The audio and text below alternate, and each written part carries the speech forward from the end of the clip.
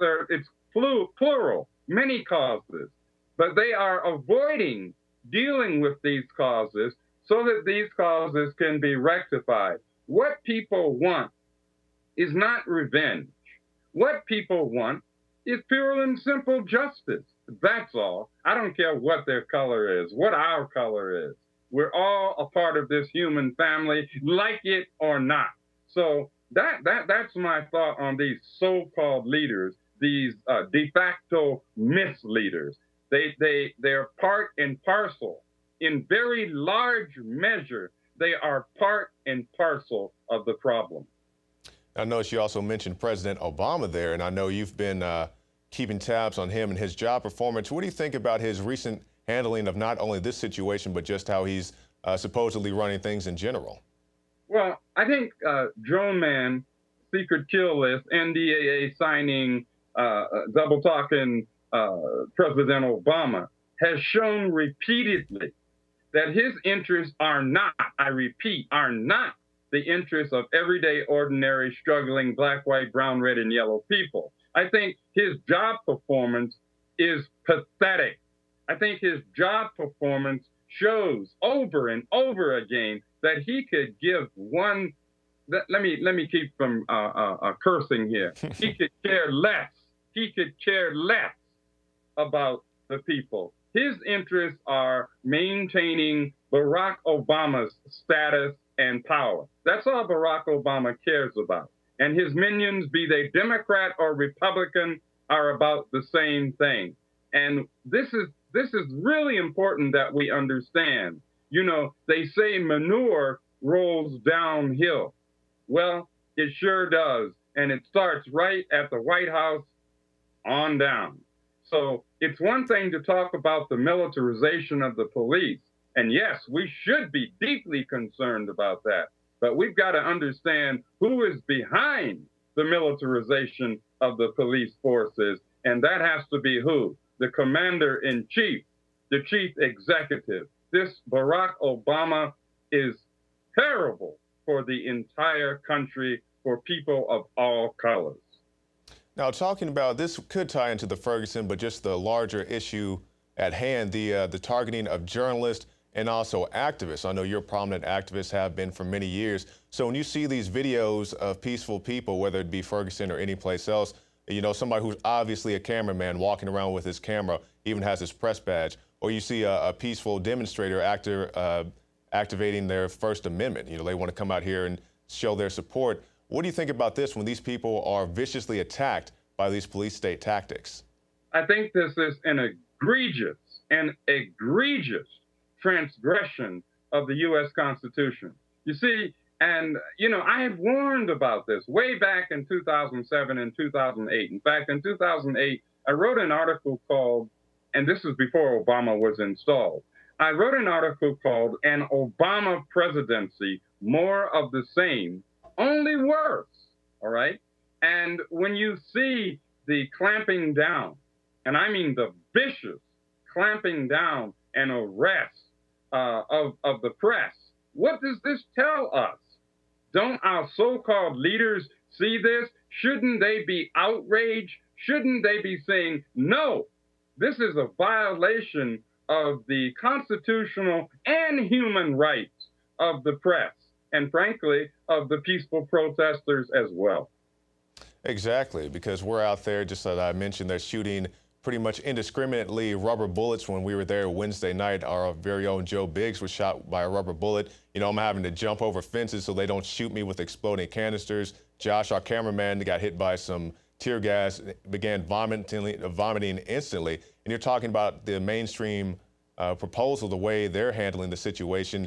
You know, when we were out there, I believe it was Saturday night, Sunday morning, when they enacted the curfew, you know, the original reports were that they weren't shooting tear gas at the protesters. That's definitely not the case. We were on the grounds, had 3 people out there. And then the first wave, Mr. Pinckney, they were shooting tear gas. And they originally said they were shooting this in response to a shooting that didn't happen until later. So they shoot out the tear gas, then a shooting happens, but they say this is the original reason why they shot the tear gas in the first place. But people were all too happy to regurgitate the talking points that they were told from the police department. Exactly, which is why, my brother, I refer to it as Vomit. That you picked right up on it. Regurgitation. In my latest article in IntrepidReport.com, I wrote an article loosely titled "Rejecting the Government and Corporate Stream Vomit." Why? Because it's a regurgitation of lies, repeated lies.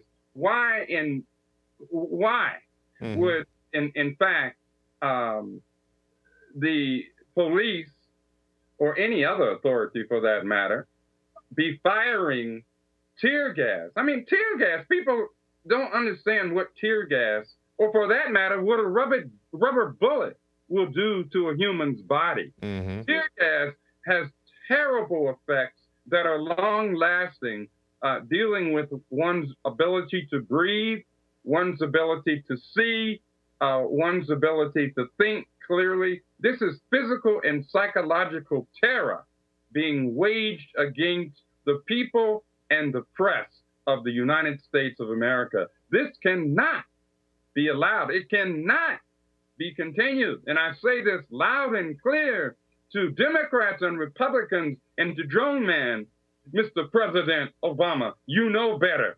Shame on you. Yeah, shame, because people need to be held accountable. We just don't want to hear, oops, we're sorry, we'll try to do better next time. You know, somebody needs to be held accountable for these actions. So, Mr. Pinckney, can you give us your final thoughts and also tell us how we can keep up with your work?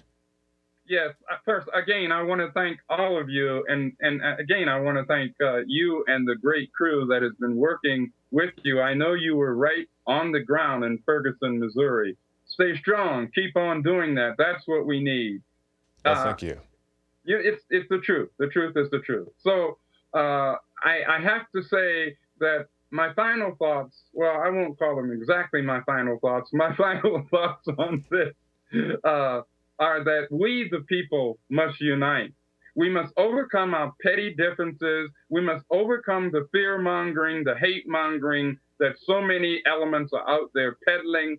We must overcome it and work together, as we said in the original Black Panther Party, not the so-called new Black Panther Party. As we said in the original Black Panther Party, all power to the people, black, white, brown, red, and yellow people. We must do this thing and win this thing together. It's a long struggle. Thank you so much. You can find my writings at IntrepidReport.com.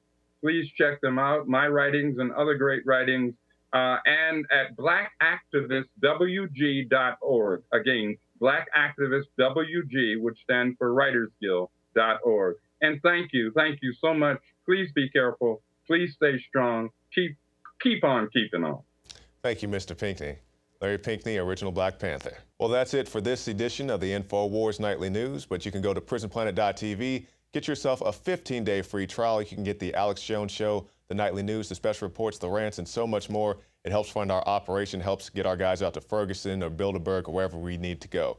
So go to prisonplanet.tv and also stop by the InfoWars store. I'm Jakari Jackson for the InfoWars Nightly News, and we'll see you again tomorrow night.